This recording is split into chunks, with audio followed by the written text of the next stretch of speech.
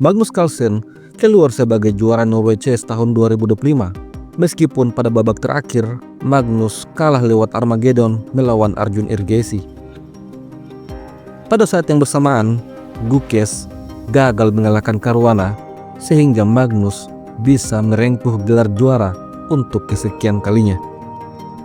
Pada kesempatan ini kita akan melihat bagaimana Arjun mengalahkan Magnus dengan cara skakmat yang sangat mengejutkan. Permainan dimulai dengan D4, lalu Magnus menjawab kuda F6. Setelah itu, pion C4. Di posisi ini, Magnus mendorong G6. Ini adalah pembukaan Hindia Raja, pembukaan andalan dari Bobby Fischer. Selanjutnya Arjun mengeluarkan kuda C3, gajah fianchetto bersiap rokade. Lalu Arjun mendorong E4, mendominasi petak center dengan 3 pion. Magnus Carlsen lalu mendorong D6, mempersiapkan gajah untuk keluar. Lalu Arjun mengeluarkan gajah E2, menghentikan pengembangan gajah. Setelah itu, kuda ke petak D7. Lalu Arjun mengembangkan gajah E3. Kemudian Magnus mendobrak dengan E5, menantang pion center. Di posisi ini, Arjun mendorong D5, mengunci center. Lalu kemudian kuda C3, memberikan ancaman pada pion, juga mengundang Arjun untuk makan kuda. Akan tetapi, Arjun Ergesi belum tertarik menukar gajah dengan kuda. Olehnya itu, Mentri C2 memberikan proteksi pada pion. Dan kemudian Magnus mendorong A5, mengambil inisiatif menyerang lewat sayap Mentri. Arjun Ergesi meneruskan pengembangan kuda ke petak F3 dan Magnus mengancam gajah. Tetapi Arjun menyerang balik Mentri hitam.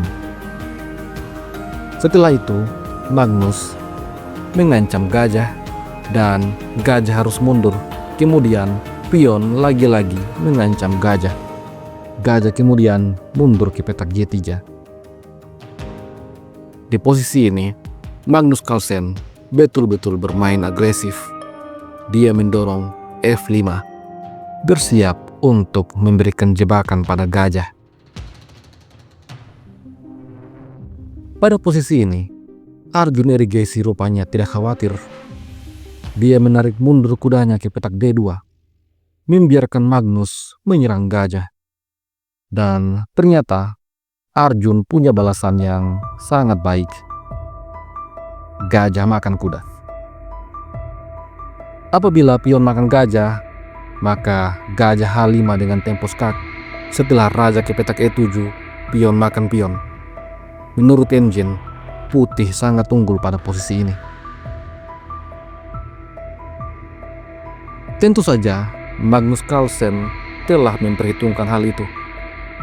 Terlebih dahulu, dia memilih gajah makan gajah.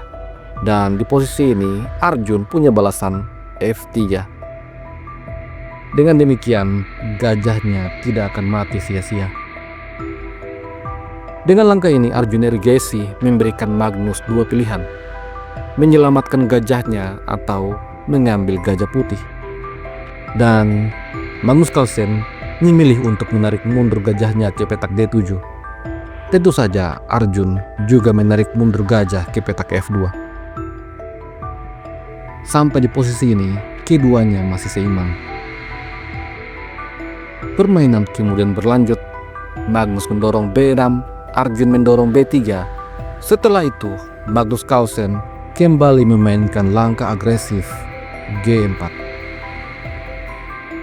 Di posisi ini, Arjun Ergesi memutuskan untuk rokade di sayap Mentri.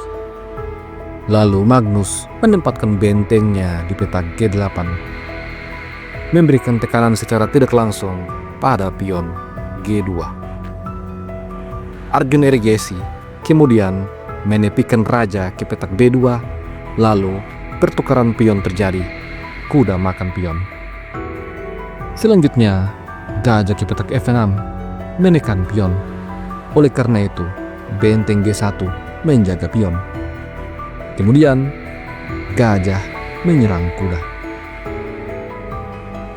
Di posisi ini, Arjun Ergesi memainkan langkah tunggu A3, melihat apa respon Magnus selanjutnya. Dan Magnus memainkan mentri D7, seolah-olah ingin rokade di sayap mentri. Arjun Ergesi kemudian menempatkan kudanya di petak B5, memberikan tekanan pada pion C dan pion D. Di posisi ini, Magnus Carlsen rupanya memainkan raja ke petak E7. Sepertinya Magnus ingin mengimbangkan bentengnya yang lain. Arjun merespon dengan benteng D ke petak E1, memberikan penjagaan pada pion. Lalu, benteng G7, persiapan menyusun benteng. Setelah itu, kuda mundur D2. Kemudian, raja F7 dan Arjun mendorong G3, bermaksud untuk membuka lajur F. Di posisi ini, Magnus Carlsen tidak tertarik menukar pion. Magnus memilih menarik mundur gajahnya ke petak H5, mengundang Arjun untuk makan pion. Dan ternyata Arjun mengambil pion. Langkah ini rupanya membuat Magnus menjadi unggul. Magnus memakan pion sehingga open skak pun terjadi. Ternyata hal ini sesuai dengan rencana Arjun. Di posisi ini Arjun menantang pertukaran gajah dan juga menantang pertukaran benteng. Magnus Carlsen rupanya membuat kesalahan, mentri ke petak H3 dan Arjun menukar gajah. Benteng terancam sehingga Magnus menukar benteng. Lagi-lagi langkah yang tidak tepat, karena setelah Arjun makan benteng, maka lajur G berada pada penguasaan putih. Di posisi ini, Magnus Carlsen tentu saja mengambil gajah agar posisi kembali seimbang. Akan tetapi, menurut engine, secara material memang keduanya seimbang, namun secara posisional, hitam berada pada posisi yang tidak menguntungkan.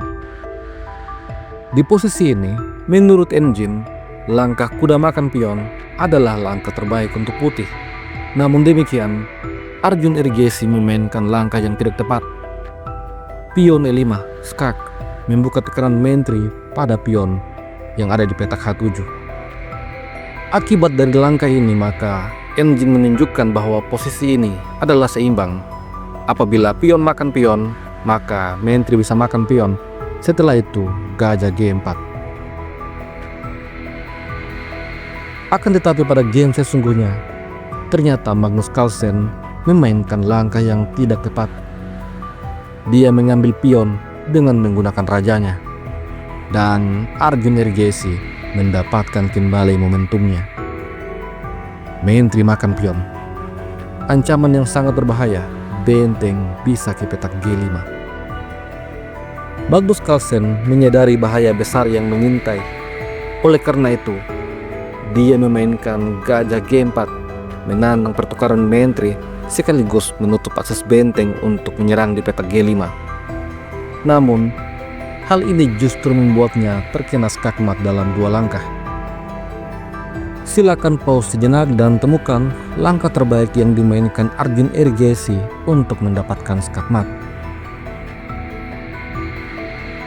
Apabila kalian berhasil menemukan langkah mentri G7, maka selamat, inilah langkah satu-satunya. Langkah ini memaksa raja ke petak F5, dan setelah itu Arjun mengakhiri permainan dengan kuda D4. Magnus terkena skakmat, sebuah momen yang sangat langka.